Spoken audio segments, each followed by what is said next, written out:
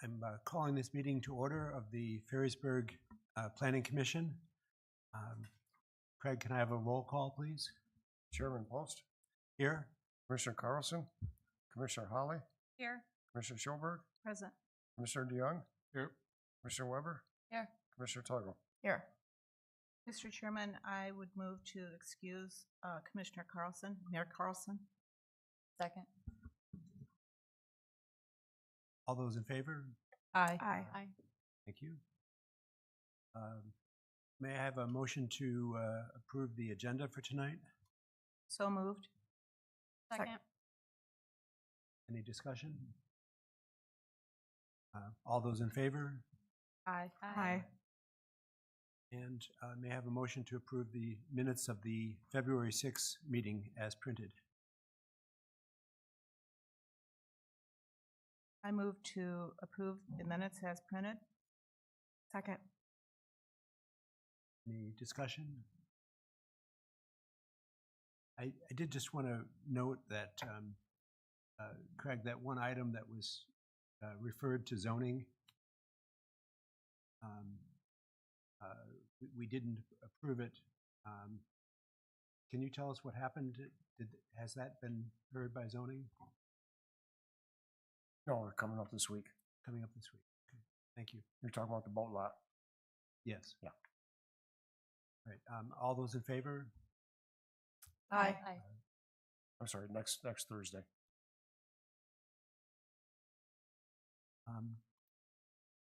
This is an opportunity for the public to make public comments before the Planning Commission. Does anyone wish to address the Planning Commission at this time?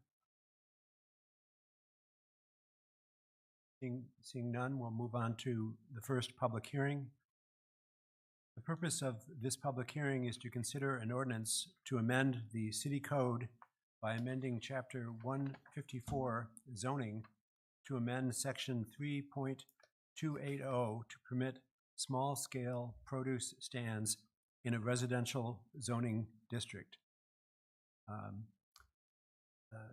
Call this public hearing open at 7:02. Does anyone wish to address this matter at this time? Okay, we'll close the public hearing on this matter at 7:03. And we'll begin discussion and action as appropriate, whether to recommend to City Council to adopt or not adopt the ordinance that is before us. Mr. Chairman, I do have one concern about the sign, that we're letting people decide if they're going to put up an extra sign of their own volition. We don't even allow businesses to do that, and I'm just afraid that that could get out of hand. I think maybe we should reconsider allowing people to put 2 signs up. They don't need 2 signs. They can put a sign on the stand itself that includes where to park, and it's their, the onus is on them to make sure the parking rules are followed. I just think if you start saying, well, if you want to, you can put an extra sign up, it's not really fair to the businesses and other people that have to abide by strict sign rules. I have a problem with that. I don't know if anybody else does or not, but.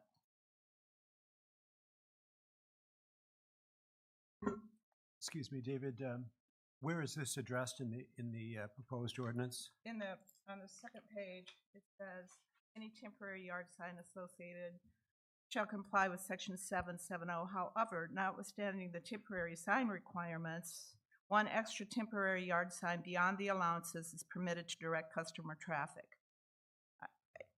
I just think that's not. It was my recollection that after discussion about parking, we felt there should be some sort of signage for that purpose, to help people know where to park. David, do you have any comment on this?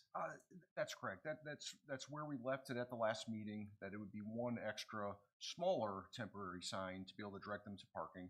And I think what led up to that conversation was talking about the location of the signs, size, and if they should have an extra. And I think part of that conversation was, well, they could accommodate their direction to their parking areas with their sign allowance under 770 right now with the two signs.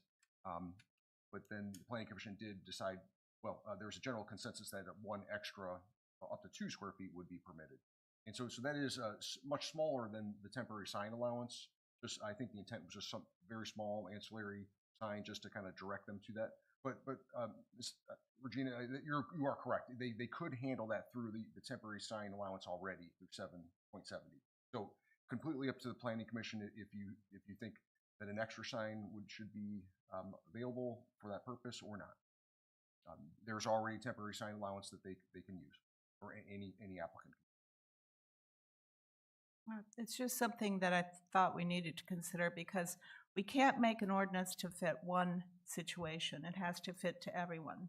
And when you're saying, you know, we have a 2-foot setback, we suggested 5 foot, but that was not amenable. So we changed it to 2 foot. Now everybody has 2 foot.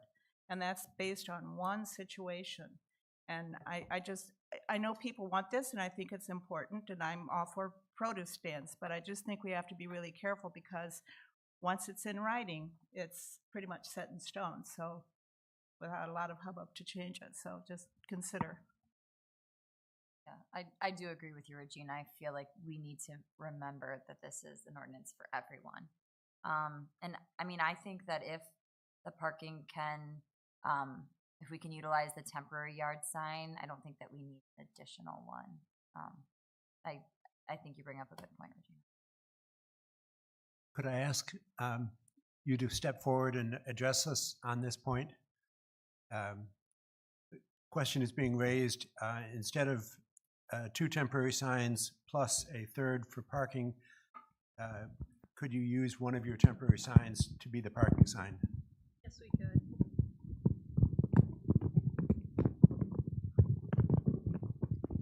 There we go. You got some microphone issues. Jason Larabelle and Nicole Larabelle, Virginia Avenue. And Yeah. did I hear a yes, you could work with the suggestion we're making this evening? Yes. Thank you. Thank you. Do you have anything else to add so far to the discussion? Nope. If you have any questions, please let us know. Thank you very much. So, commissioners, I'm hearing a suggestion and support for one change. Apart from that, does anybody else have any other comments or discussion? I can just, I completely agree. I was the one, I think, that brought up considering that, and my reasoning of that is there is no off-street parking in Ferrysburg. And if we're gonna require 2 parking spaces for the produce stands, it would be nice to be able to allow the homeowner to be able to have a small sign to direct them to those 2 parking spaces. So that was my intent in suggesting that, but I am not attached to that by any means. It was just a point to consider. Thank you. Your Heather? Honor, I guess I really am either way, but as far as businesses, I think they mostly usually have like parking lots. So I think people know where to park. So I guess I would just be like, if somebody had a produce stand and maybe it was kind of a weird spot, would be the only reason why I would think the extra sign might be helpful. But again, it could really go either way. But I just think as far as businesses, to say that it's like we don't allow businesses, but I think that usually that's pretty, And just a like you have to have rule for so one, many rule for everybody. spots. You know, that's. Connor, do you have any comments? So would that be for D? Would that be just striking everything after the first sentence? And then it would just read That's that. yeah. I think it would just end with the first sentence that any yard sign associated with it shall comply with 770. That's the way that I would understand. And then Okay. just stop it at that, so there would be no, if they have the sign with their logo at their produce stand, they would not be allowed to have anything that would designate parking away from that one sign. David, we're looking at section D and proposing to strike everything after the first sentence that references this additional parking sign. Do you concur with that? Yes, that's the provision that was added, and if you'd like to strike that, we could strike everything but the first sentence. The first sentence would simply refer any signage to 770, which would be, that applies to anyone who would like to put up a temporary sign for any purpose. Okay. Well, the chair would entertain a motion to approve recommending the ordinance to council with the change that section D, after the first sentence, the remainder of that paragraph be struck. So moved. Support? Support? Discussion? All those in favor? Aye. Aye. Congratulations.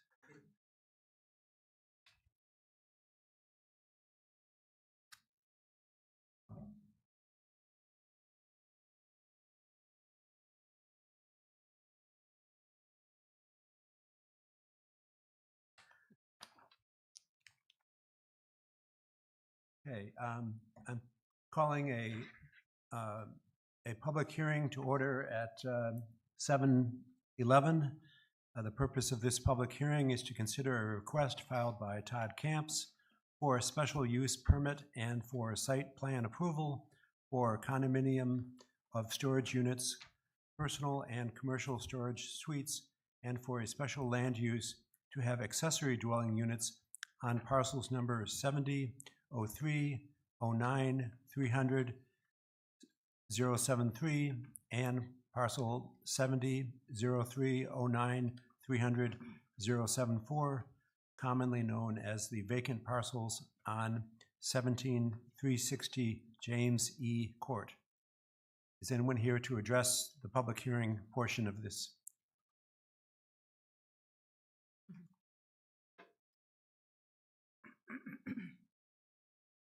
Good evening. Good to be back. Good Todd evening. Camps, 17472 West Spring Lake Road. I've got a couple items. If I can, I will hand out to you.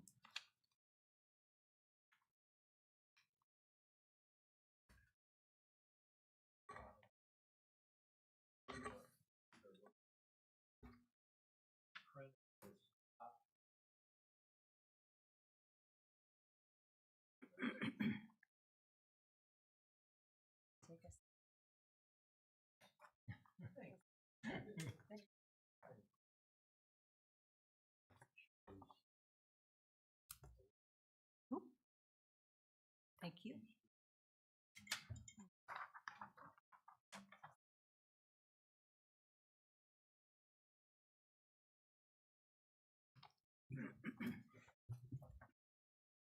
Okay, as I just mentioned, the documents there, the large one, of course, is a site plan at the back. And the existing building is to the right when you drive in the drive, James E. Court. And then if you continue on, the easterly portion is the one of the proposed buildings for discussion for tonight. We have that laid out to be a 5-unit building. The original building was set up for 9 units, and an update on that. Those are all sold now. So those are spoken for. And I have 2 folks that have shown good interest in the 2 units in the east building. And then the other phase that we would like to get approved or up for discussion and hopefully approval tonight is the northwest building, so in the top left of the site plan. That's 62 by 64, so that's laid out as a 2-unit building. And I've had a couple conversations with a couple folks on that already also. So that's been exciting in our early stages. So the rendering, the loose one that I handed to you, sorry, I tried to print that out a little.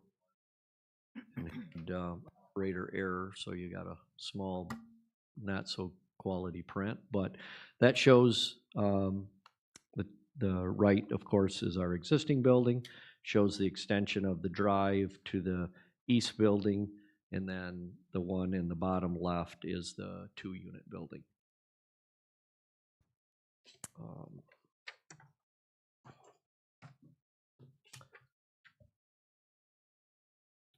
So I do have, and I've the feedback from the planner, and reviewed that. And I also had a question that I just asked Craig about, and if I can go, use me to that language.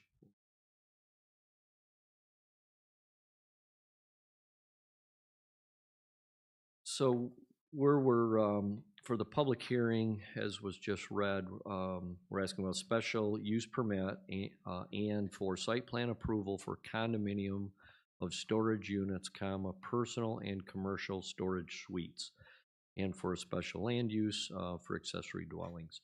On the dwelling units, one of the proposed buyers, the east building, a single gal sold her home and has a small RV, and she's I used her for the carpeting in our suite, and after seeing it, she was super interested and said, man, this would be a great idea. I'd love to just, instead of buying a new house and trying to accommodate storage for her motorhome, she was very interested in a unit that she would be able to purchase, have her home there, store the motorhome and her car inside. So it was a neat discussion with her. But on that note, my question, where we say commercial storage suites, are we able to eliminate the word storage, David? Does that create confusion for a commercial user? So if a retailer in town wanted to use it for storage, I don't think we have any question.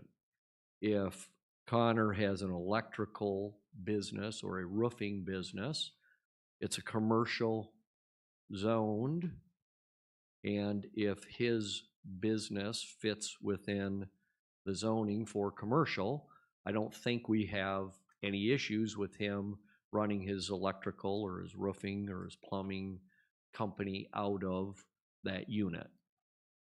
But does the word storage just make it confusing? So I'm posing that question. I don't know if anything, but can the word storage be dropped, David, out of that?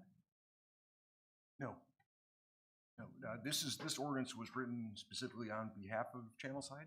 Okay. And I just actually emailed you the definition a few minutes ago, so I know Okay. you haven't had a chance to read it yet. But Okay. the definition of personal and commercial storage suite, that's the allowable land use in the commercial district. So that's what this is being processed as. Okay. And that it defines it as a facility within a building or group of buildings in a private compound that contains individual storage warehouse suites for personal or business purposes.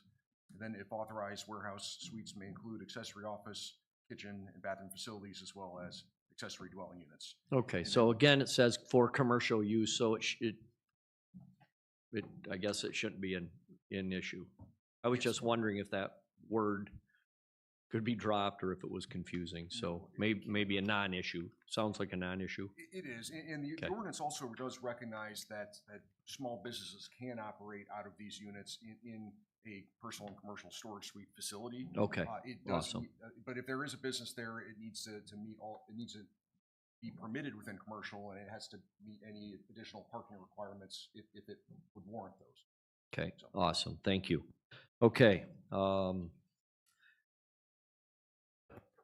so I think there was a couple, I'm jumping ahead here, I think, staff comments from David. The items that I think were in compliance on 90% of them. The items that were, I guess I'm asking for your thoughts, comments, and maybe some modifications to was under that zoning review building appearance. We talked a lot about that when I was here before to get the first building approved. That was the amount of block and stone, and if you recall, we had a couple different renditions that had a lot more stone on the front west end of the building, but wasn't as attractive as what we ended up doing with the steel awnings, the stone, and the added windows. So what I'm proposing is these two buildings will look almost identical to our existing building. So the westerly exposure of building B, the easterly building, even though it's not going to be really visible unless you drive in, is going to look identical to the west exposure of our southwest building. So that whole west unit will have the stone, the steel awnings, and the glass. And then our northwest building will look exactly the same. So the westerly facing portion will match exactly to the other building that you've approved. That's a 2-unit building. We're going to still have the steel awnings. That will be gray with the black trim, the black windows, the black awning, the black doors. Originally, we did not have the fence. As you recall, I came back and we wanted to add the fencing, the columns, for the fencing. That's all the way up. We didn't put the gate on yet. We're going to wait to put the actual gate on until the construction work is done. I was trying to get the landscaping done in the first phase, and frankly, we ran into weather in December and weren't able to do that. So facade, I'm hoping that you're comfortable with what we've done there so far and we can continue on. Landscaping, the feedback was they had asked for 30 more shrubs. And what we're running into, there's high pressure gas lines that run between the fence and the street. And then right behind the fence, to the east of the fence, along the whole frontage is where we have our detention. So there's not a lot of room. There's the pump station, of course, is there. The high pressure gas lines are there. And then we have water and sewer lines running all in that easement. So we are doing the pine on the corners, and then we have about, on the site plan, you'll see we have I think we have some Bradford pears and some maples going in. If you look immediately west of the northwest building, looks like there's probably 8 or so trees in there. Immediately to the north of that building is the creek line, the wetlands. There's a lot of trees there. And then we have detention within like 4 or 5 feet of the building. So we were asked for consideration. Doesn't sound like 30 shrubs is a lot, but it's it's really tight. And we actually, the landscaping that we have planned for the original building was, again, we actually added to, I think, the landscaping plan that we talked about. So I think that's going to look very nice once that's completed. Parking we addressed, and that's on the new site plan that you have there. And then I think David even made some comments that because we're up against the private road, that there's some additional parking that could be had along those ponds. But I think West Shore Engineering addressed the parking issues. Lighting, the fixtures and fixture types wasn't submitted. That's now been submitted to staff. I think to, so that, and that'll be the same as what we have on the existing building, above the overhead doors. So, but that, I don't know why the engineers didn't include that, but been provided now. So appearance, landscaping, parking, lighting. So I think those are the items that, and I have one more, that were up The fire for hydrant. discussion. I'm sorry, Jordan, pardon. The fire hydrant. Is And I that- was just gonna yeah. say with the one item, so the fire hydrant, we brought in, fire hydrant, and it's about, well, it's gonna be easier for me to point it out here.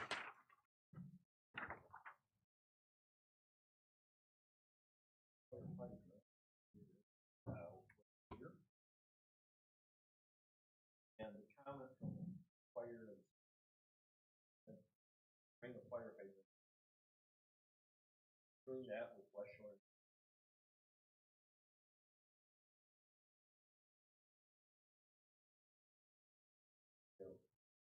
Probably better access building.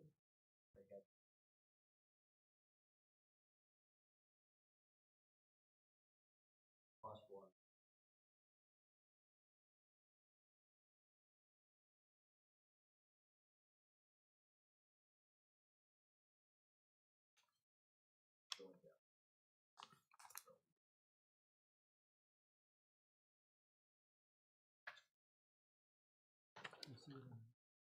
I think those were the items, so with that, I'm open for Todd, questions. I'm not seeing it on this drawing. Can you, again, Okay, let me, the second hydrant?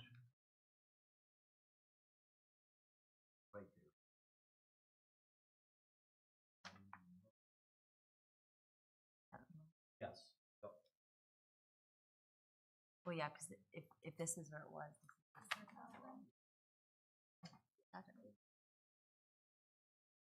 Okay, I thought this was Okay. it here. Oh. Yeah, because that would be like in the next code, so I don't think it would be that, yeah.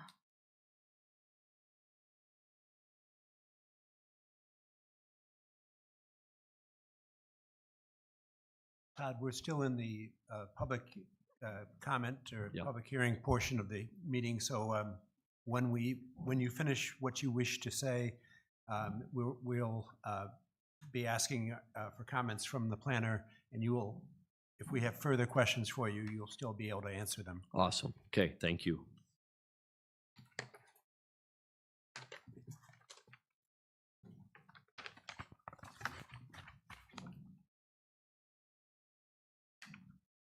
Okay, we'll close the public hearing at this time at 7:27 and move to discussion of the project.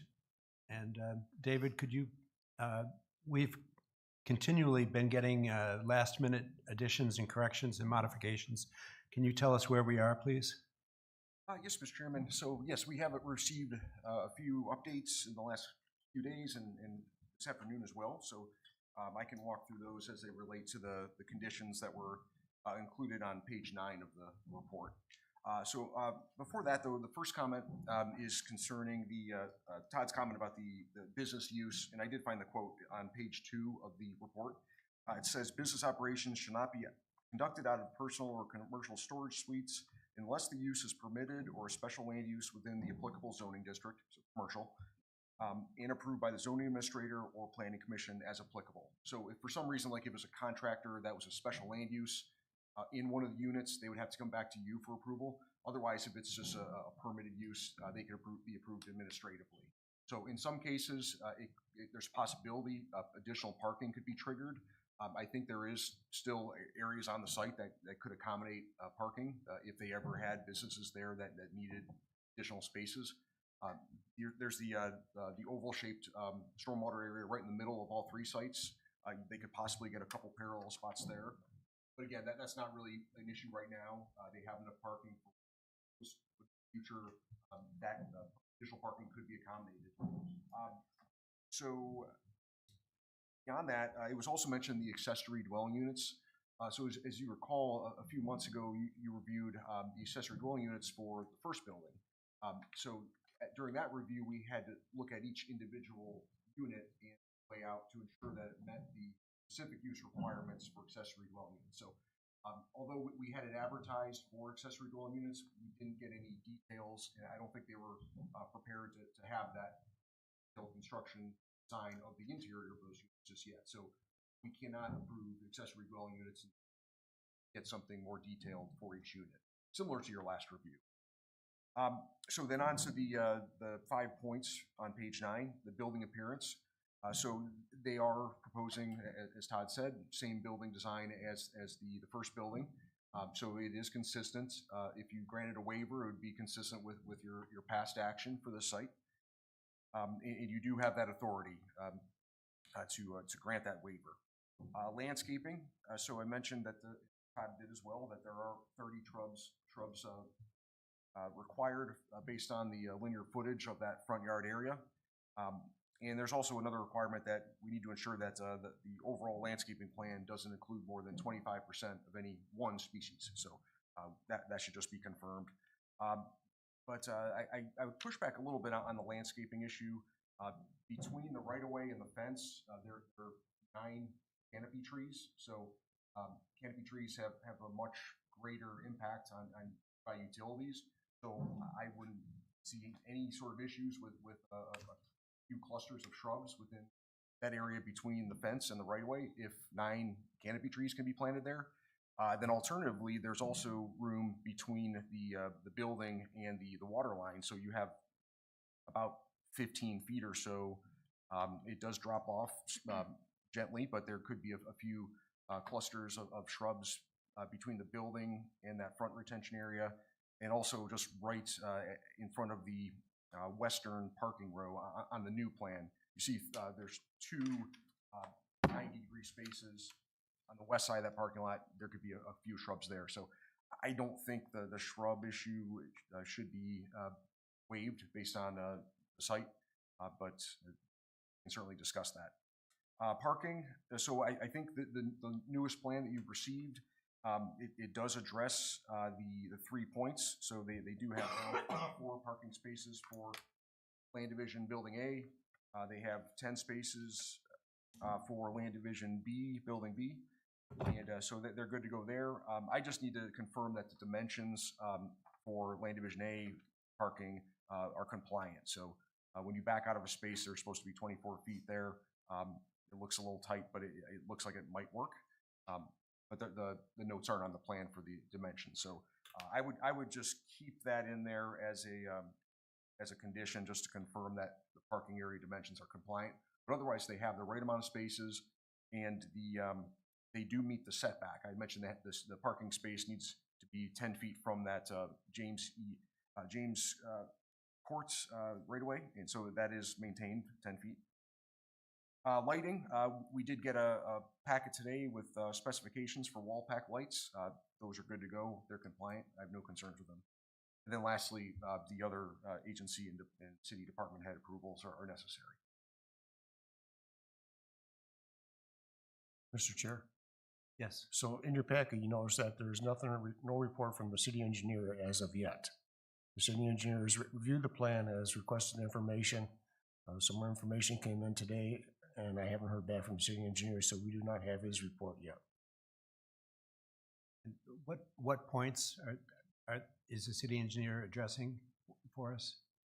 We'll be addressing the stormwater, make sure that what's being proposed is it can handle any stormwater, those kind of items. It's my understanding, Craig, that we could go in two directions on this. Commission could ask that we wait to approve this until the next meeting, until we've received the engineer's report, or alternatively, we could give a conditional approval subject to the city engineer signing off that everything is compliant. That's correct. It would be the city engineer and the city planner. And the city planner. I'd like to ask Mr. Camp to respond to David's comment that we're going back and forth, that you're saying, please waive the 30 shrubs. It's not a problem. We'll do it. I can. Thank you. I'd like to see that myself. Not a problem. We'll figure it out. So, the comment I just got back from the engineering group as well, it's kind of tight. We got a lot of stuff going on in there. It's a non-issue. So, and to the other point, just from a timing standpoint, and hopefully, I don't foresee issues from an engineering standpoint, because West Shore Engineering designed the whole site. That's who's gave us the site plan today. Unfortunately, we didn't hear back from the city engineer, but I would be hopeful that if you're all in agreement, that we're able to continue forward so we can continue to plan and get products ordered and subcontractors all lined up. It's amazing how long that all takes, and so in order, when we're just thinking about spring, that I'm already worrying about fall. So conditional approval versus having us come back would be very much appreciated if you would consider that. Any other commissioners wish to direct a question to Mr. Camp at this time? Okay, thank you. Okay, thank you.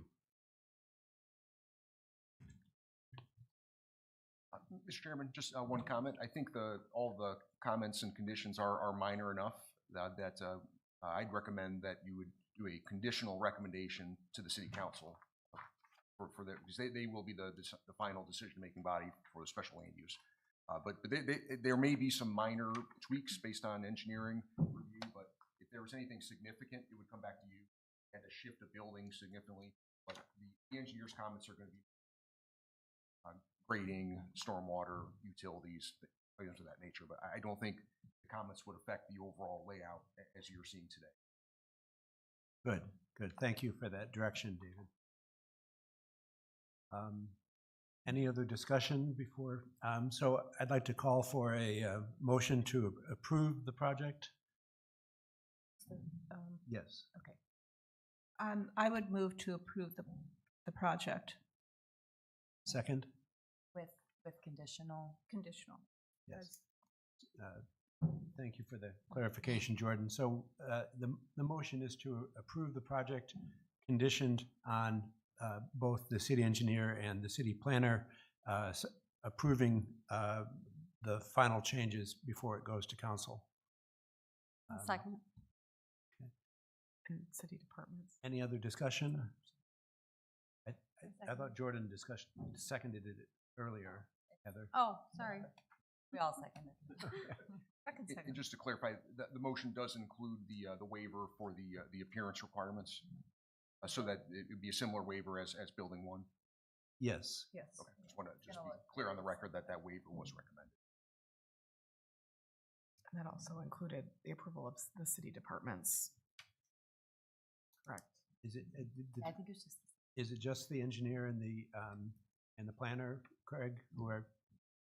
Everybody else has signed off on this, or? I haven't heard back from the fire chief either on the replacement. So all. City. Be staff. Why would you say staff? You were the mover, right? Yes. Yes. So we're saying all departments have to sign off on it as part of our conditional approval. All right. All in favor? Aye. Aye. Opposed? Oh, congratulations.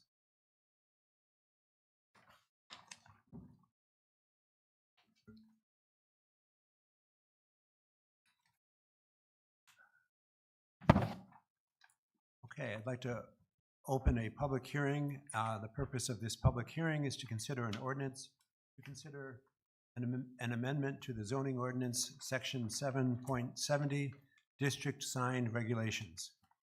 Is anyone here this evening to address the commission on the public hearing?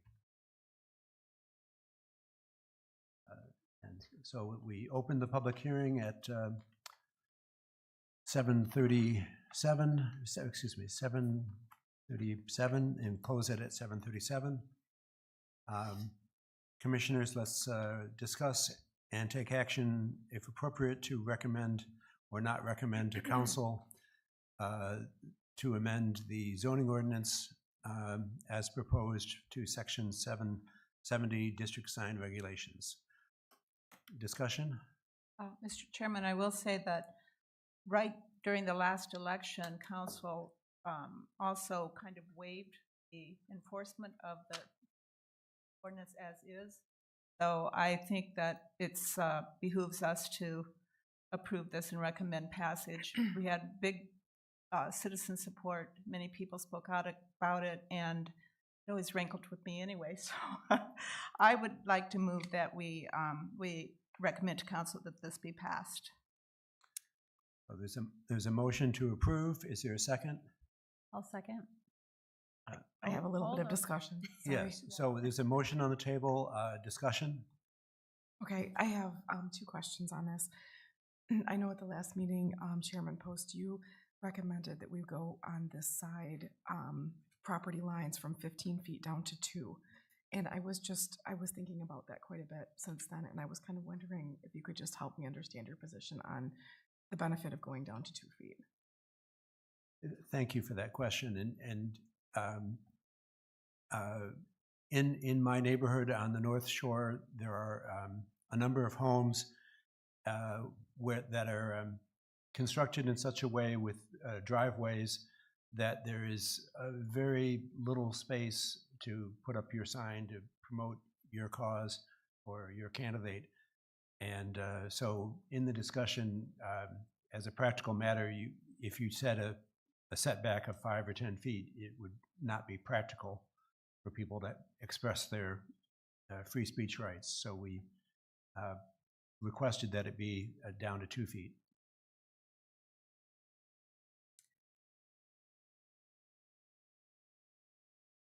Do you have you said 2 questions? Yes, and then the other question I had was just regarding the wording of just something to consider.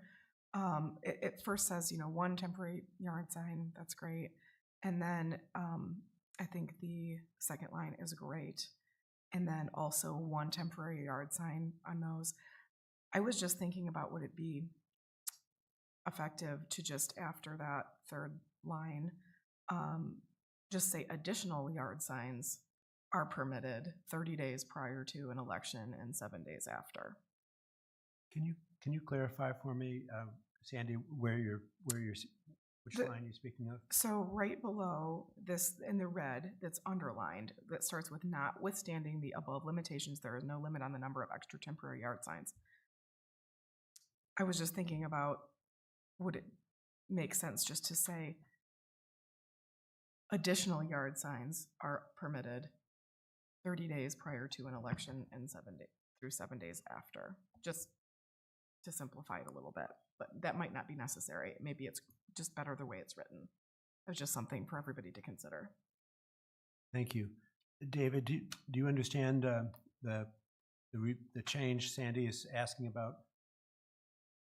Yes. I guess the way this is broken out is that at any one time you could have 1 sign, and then during special circumstances you can have 1 extra. Yep. And then the next segment is notwithstanding, you can get any amount within 30 days to 7 days after election.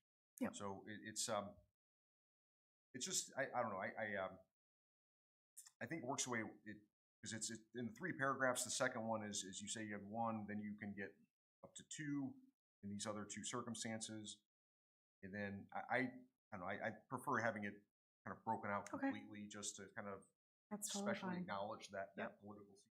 Yep. Just because it is such a different stance on extra temporary signs. Yep. That's great. That's totally fine. I just wanted to throw it out there. Thank you. And I guess my concern with the 2 feet is, it's just sometimes if we're opening it up to unlimited amount of signs, I guess what I've seen maybe in some other neighborhoods is people, you know, putting signs like right on the edge of their neighbor's property, kind of trying to make it look like maybe that's the neighbor's sign. And when we could open it up to a million different signs, is that going to create like this property line sign war? You know what I mean? It's possible, So especially, I was just- especially if you and your neighbor have differing points of view. sure. So that's why I was just thinking, you know, 15 all the way down to 2 is a pretty big gap. So I can go either way. It was just throwing out there for discussion. Thank you for raising that point. Again, from what I see during election periods, some people just have there's very little space to put a sign, and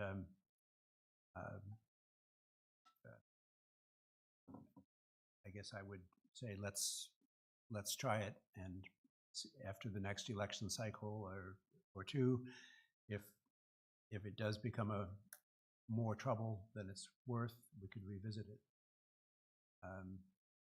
It was worded that way in comparison to both City of Grand Haven and the discussion from Lisa Royce and myself, who spoke in favor of it with only the 2 feet side setbacks. Sure. Connor, Jordan?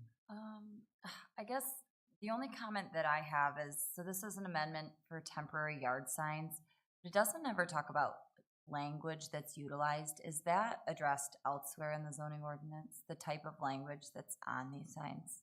You can't. Any, Supreme Court ruled it. okay, Yeah. You have no say in that. cuss words? Okay. That's all I needed to know. Yes, and that's actually addressed earlier in the sign section as Okay. well. So it's a bit more specific about the content neutrality of this section Got it. as well. And there's one other thing: off-site commercial advertising on temporary yard signs is prohibited. So that's the only area where we get into some level of content regulation. In commercial speech in residential areas doesn't have the same protections as general speech in a residential area. So that's why we have that. So someone couldn't have a sign in their yard just advertising for a restaurant down or something that's, you know, unrelated. If it's a commercial message. Now, if the message is because their roofing company is working on their roof there, that's fine. It's related to that. But otherwise, we're during an election season, the 30 days to 7 after, all of those signs, none of them would have to. They don't need to be political signs. They could be anything. We just can't regulate it, and that's based on case law as well. Yeah. So once you start getting into the messaging and regulating by political sign, real estate sign, it can quickly be challenged. So.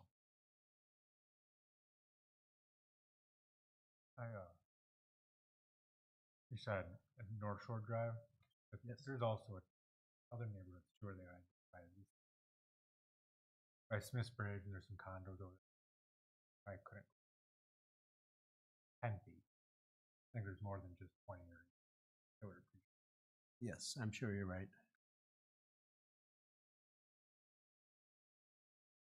I think we're ready to call the vote. Sure. All those in favor say aye. Aye. Opposed? Motion is approved.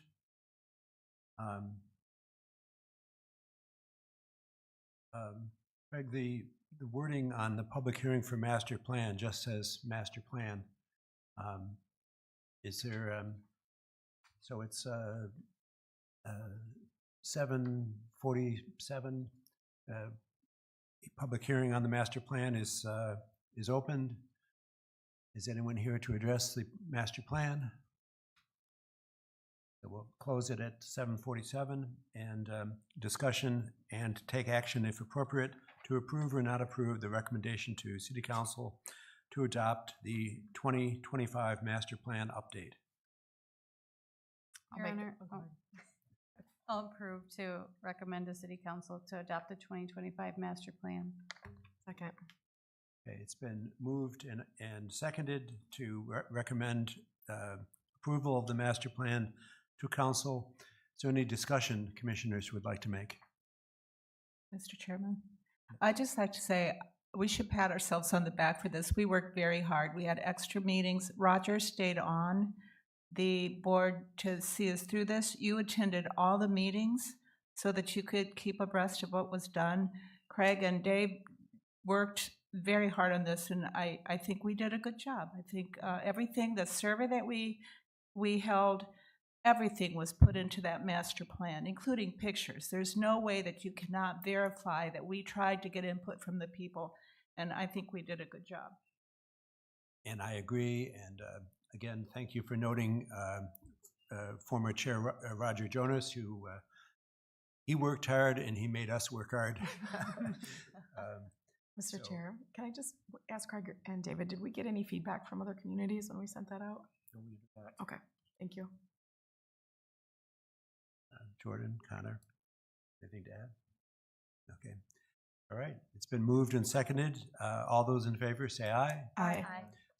Opposed? All right, congratulations. So Craig, you asked us to add item 14, chickens. Can you elaborate on what you? So currently, you can have 5 chickens if you have 1 acre. And we've got a comment that they're asking the planning commission if there's interest in reviewing the ordinance to allow chickens on a smaller piece of land than 1 acre. Okay, and David, you sent me a portion of the ordinance. Could you speak to this for a moment? Yes, Mr. Chairman. So a few years ago, we went through a full several meeting process to create a ordinance regulating goats, chickens, and rabbits, so farm-type animals on residential properties. And as mentioned, the minimum acreage for keeping all of those types of animals is 1 acre. Overall, I think we have a pretty solid ordinance concerning these types of animals. All the content is there that you'd find in most backyard chicken ordinances. It's just the main thing is the lot size. Some may think that's restrictive, others may think that's appropriate. So that's the question. I think the overall policy question for you to address, if you'd like to look at this, would be is 1 acre appropriate? You may look at different zoning districts and say in this zoning district 1 acre is appropriate. In this zoning district it might be something different.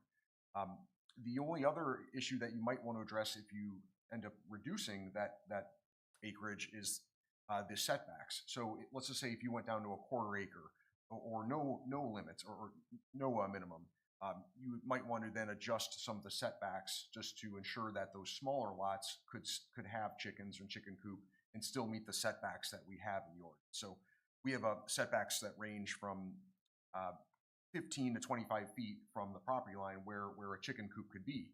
So if we allow it on a very like a 50-foot wide lot or a smaller lot, they may not be able to make that setback. So I would say if you are interested in looking at this ordinance and you drop it less than an acre, we look at a corresponding reduction to the setback. And nothing radical. I mean, I think we still need to respect neighbors and ensure that there's a proper spacing, but that would be another thing to look at if you reduce the acreage. Before I comment, David, I think you also shared one further communication about proposed state legislation on this issue. I happened to see that today. Someone from another community forwarded on, but there's a House bill introduced that would actually allow for, it would actually supersede local zoning concerning backyard chickens. And I think it would allow chickens on lots down to a 1/4 acre. And I think so, it was referencing, I think, issues with egg prices and other things like that today. And I think the idea is it would take away the local control of backyard chickens to some extent, allow them down to a 1/4 acre. So, and they do also have a number of chickens per that 1/4 acre. I think it was 5 per 1/4 acre that was recommended as well. It's proposed as part of this bill. I think the bill has a long way to go. A lot of times there's resistance for the zoning enabling there's resistance when the Zoning Enabling Act is amended to take away local control of these types of regulations. So I would expect there to be some resistance on this. So I'm not sure what type of traction we'll have, but or what kind of traction the bill will have. But that's something that we can just keep an eye on. Otherwise, right now it's fully under your control.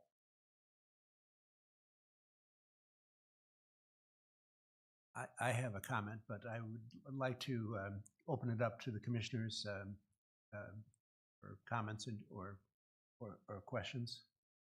Well, I have strong opinions about this. Number one, I don't like anything other than local control of zoning. We live here. We know what needs to be done. I don't need the state to tell us how we should zone, what our setbacks should be, if we should allow duplexes everywhere, if we should allow chickens on a quarter of an acre. I think that's for local control. But that's a political opinion. It's just mine. I do not think that we need to decrease the acreage for chickens. There's noise, odor, manure, pests. We already have, I live in a condo, nobody's gonna have chickens where I live, but over the hill, the forest behind my house, they could. We already have weasels, we have foxes, we have coyotes, we have raccoons.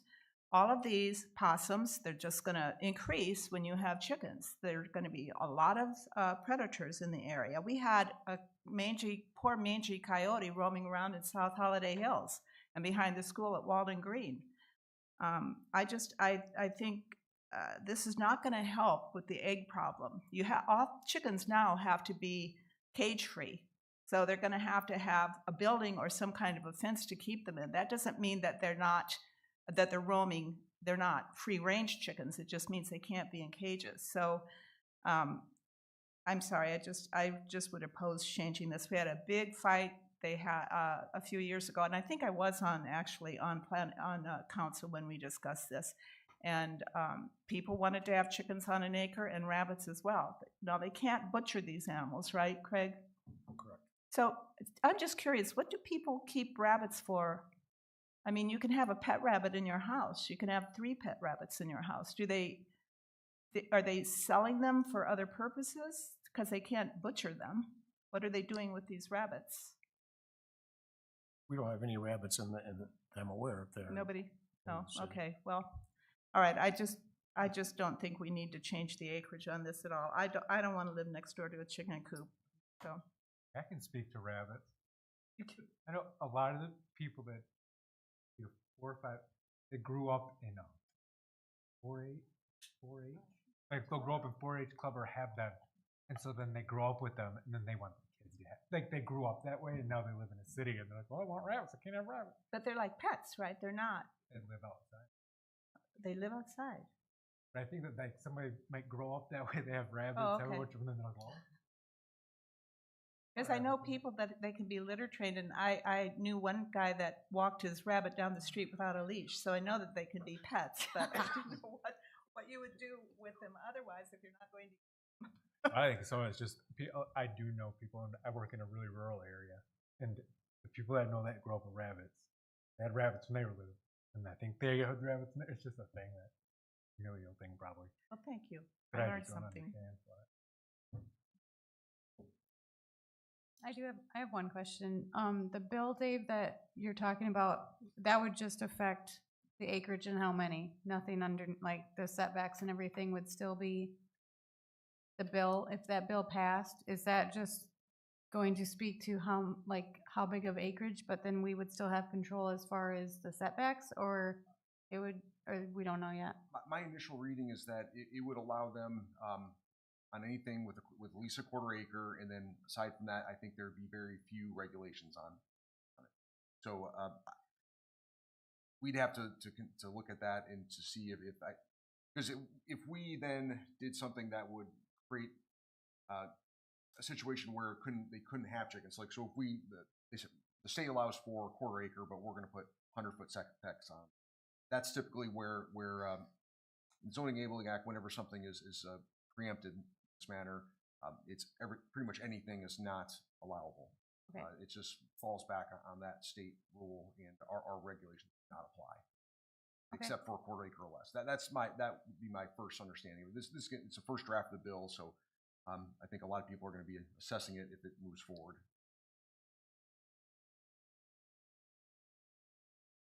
I'd just like to acknowledge two members of the Planning Commission who retired last year, Roger Jonas and John Reifel, both serving about 25 years. And as a member of the public, 10 years ago when this was going on, a lot of time and effort was spent trying to come up with a good solution. And I would kind of echo Regina's comments that if it's not broken, let's leave it alone. Unless there's more showing than there is tonight, that there is a compelling need to reduce the square footage, I think we can say we are aware that previous commissioners and council members spent a lot of time drafting the current ordinance, and it was only in the last 10 years. Unless and until there's more information or more need to change, personally, I would say let's not take this up on our agenda. I agree. So I think we're, Craig, not interested in opening this up as an item at this time. This is an opportunity, a second opportunity for public comments.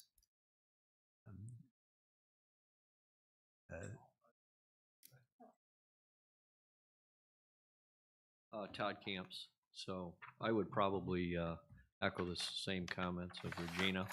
And then also Gary, a lot of time and energy went into it.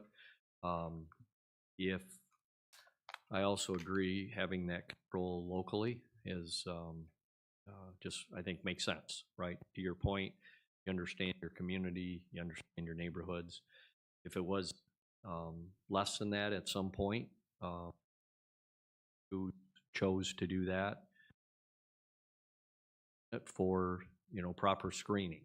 So, and then the comment about rabbits, there's a young man here, I think it's my son, and I think he and his girlfriend came home with a rabbit about a year, or was it 2 rabbits? Yeah, a couple years ago. They thought that was a good idea. He moved out. Guess who has the rabbit? With that, good night and thank you. Okay.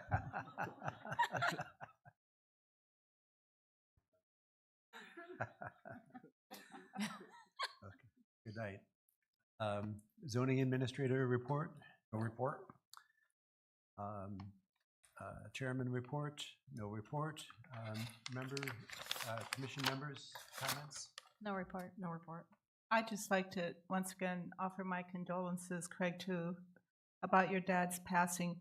And his funeral was just this morning, and Craig is here tonight, and I think that's over and above. I think we have the best city manager anywhere, and I think we're lucky to have you. Agreed. Thank you. Craig, I didn't realize when I met with you yesterday, thank you for all you do. And I guess also the mayor is not here with us tonight because of his father had a fall and is out of town attending to his father. So I'm sure we're all sorry for what Rich is going through. No report. No report.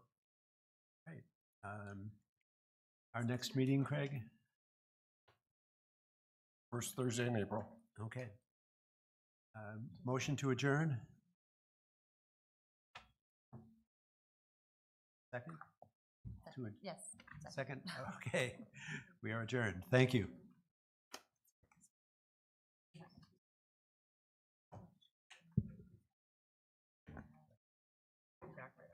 That's one of the Czechoslovakia or something? Yeah. Huh? Yeah. Oh, just we're staying local for this.